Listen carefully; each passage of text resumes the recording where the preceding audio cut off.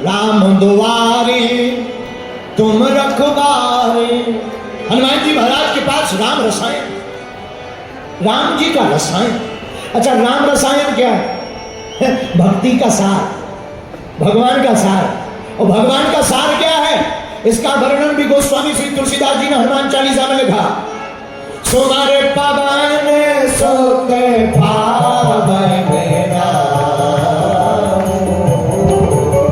सुमारे पवन सोते पावन अपने बस करी जाके राम। श्री राम जय राम, श्री राम जय राम, जय जय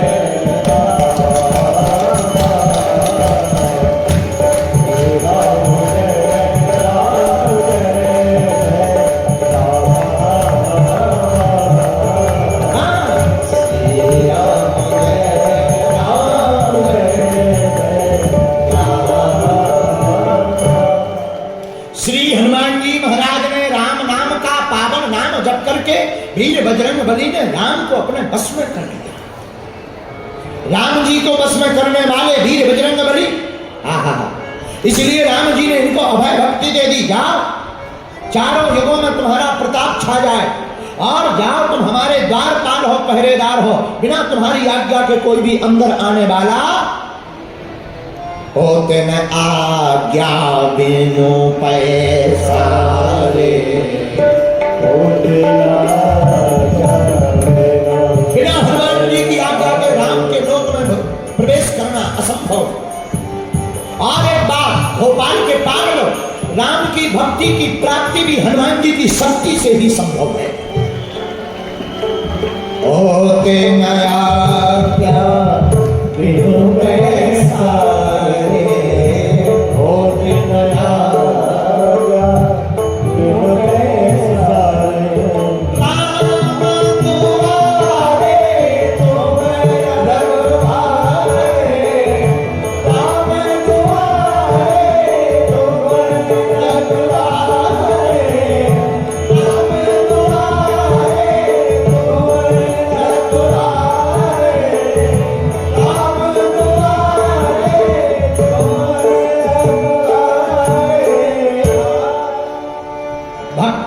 शक्ति वीर बजरंग बली से ही प्राप्त होगी।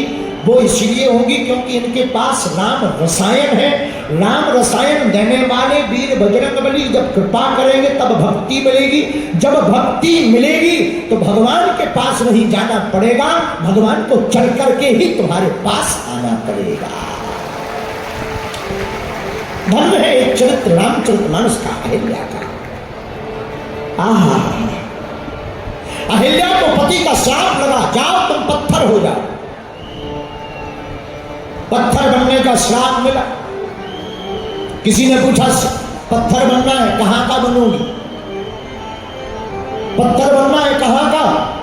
अब पत्थर भी बड़ा कमाल का होता है। पत्थर पन्ना में पाया जाता है, हीरा हो जाता है। पत्थर भी बड़ा कमाल का होता है कि एक पत्थर ऐसा है जो मंदिर में जाकर पूछता है, एक पत्थर ऐसा है जो आम तोड़ने के काम आता है।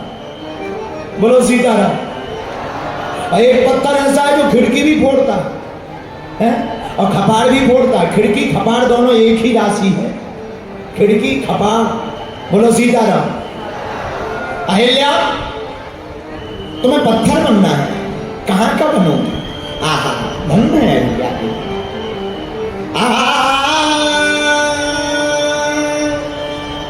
बिहरे जनकपुर की गलियन में। कहा तुम अयोध्या का बनोगे? ना, अयोध्या का पत्थर नहीं बने। हम पत्थर अगर हमें बनाना ही है तो जनकपुर के नजदीक गली में रखो। क्यों? अरे लोग तरसते, अयोध्या का पत्थर बनो, अयोध्या में राजा राम प्रकट होंगे, प्रभु श्री राम प्रकट होंगे, कभी तो घूमेंगे, तुम्हारे ऊपर चरण रख देंगे, कल्याण हो जाएगा। अहिल्या कहती नहीं, क्या पता अयोध्या के पत्थर बने, राम जी न आए हमारी गली, जहां हम रहेंगे वहां न आए, कहीं फिकवा दिए गए, आफत हो जाएगी। पर अगर हमको जनकपुर जाने की गली में आप पत्थर बनाओगे तो एक बात तय है। बोले क्या? बोले जन्म जरूर भगवान अयोध्या में लेंगे, पर विवाह करने तो आएंगे ही, तो वो जनकपुर ही तो आएंगे। और अगर जनकपुर विवाह करने के लिए आएंगे, क्यों? जनकपुर में जन्मेगी माता भक्ति, माता सीता। और जहां भक्ति होती है उन्हें पर भगवान के पास नहीं जाना पड़ता। जिसके अंदर भक्ति होती है भगवान को चलकर उसके पास आना पड़ता है। अहिल्या को अयोध्या नहीं जाना पड़ा। महाराज जनक को विचारों को एक करके महाराज जनक ने जब सूखा पड़ गया, अकाल पड़ गया, अकाल से अपनी प्रजा को बचाने के लिए विचारों का जब हल पृथ्वी पर चलाया तो हल का फल घट से टकराया। और जब हल का फल घट से टकराया तो पृथ्वी से भक्ति माता श्री सीता जी प्रकट हो गई। और जब श्री सीता जी प्रकट हुई तो आंखों में आंसू भर करके महाराज जनक रोने लगे। तो किसी ने जनक जी से कहा चलो अयोध्या। जनक जी बोले अब हमें अयोध्या जाने की जरूरत नहीं है, हमारी माता सीता ही जब बेटी बड़ी हो जाएगी तो स्वयं प्रभु राम इस भक्ति को लेने के लिए भगवान आएंगे। जोर से बोलो। सब सुख लहे तुम्हारी सरना, तुम रक्षक काहू को। अच्छा हनुमान जी रक्षक हो। एक बार एक पहलवान आदमी चला जा रहा था, रास्ते में पहलवान का भाई भी विचित्र ही था। भाई ने एक आदमी देखा मोटा ताजा, एक जोर का चाटा मार। दूसरे ने कहा भाई उसकी शक्ल देखी, इतना पहलवान आदमी तुमने चाटा क्यों मार दिया? बोले बोलो वो पहलवान है तो क्या हुआ, हमें थोड़ी डरना, हमारा तो भाई भी पहलवान। भाई की दम पर मार। तो देखो बगल में कोई बलवान आदमी हो तो छोटे मोटे लोग भी कांड कर देते हैं, छोटे मोटे लोग भी खेल कर देते हैं, थपाड़ा मार देते हैं बड़े बड़े लोगों को। क्यों? क्योंकि बगल में है। बड़े की छत्र छाया में छोटे भी उचकने लगते, कूदने लगते हैं। यही हम तुमसे कहना चाहते हैं, हनुमान जी की छत्र छाया रहेगी, पाप और अधर्म के सामने तो हम लोग ही उचकते रहेंगे। क्या बिगाड़ेंगे? पाप अधर्म। क्यों? क्योंकि जब राम जी के दूत अपने साथ हो दुनिया की कौन ताकत अपना कुछ बिगाड़ सकती है। लेकिन इसका मतलब ये नहीं कि तुम अभिमान में डूब जाओ। हनुमान जी के भक्त का मतलब ये नहीं कि तुम्हें अभिमान हो जाए कि अब तो हम हनुमान जी के भक्त हो गए, अब देख लेंगे, चले आओ ठटरी भर। हाँ सो तो ठटरी भर जाएगी। अभिमान में हनुमान जी की भक्ति नहीं होनी चाहिए, स्वाभिमान में हनुमान जी की भक्ति होनी चाहिए। अच्छा अभिमान क्या है? अभिमान क्या है? क्या है? भगवान हमारे हैं, ये स्वाभिमान है। भगवान केवल हमारे हैं, ये अभिमान है। अभिमान क्या है? भगवान हमारे हैं, ये स्वाभिमान है। लेकिन भगवान केवल हमारे हैं, ये अभिमान है। और जिसको अभिमान है उसका ना भगवान है ना हनुमान है। और जिसको भगवान पर स्वाभिमान है उसका इस कलयुग में हनुमान भी है और भगवान भी है। इसलिए सब सुख लहे तुम्हारी सरना। विभीषण जी ने हनुमान वीर बजरंग बली के बल पर ही रावण को ललकार दिया। विभीषण जी रावण फूंक मारता था, भीतर का पनपना कांप जाता था विभीषण।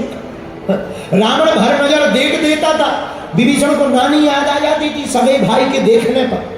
लेकिन वही विभीषण जब राम जी के पक्ष में आ गए और राम जी बगल में खड़े हो गए तो रावण के सामने आंख में आंख मिला करके देखने लगे। यही भगवान से जुड़ने की ताकत हो जाती है।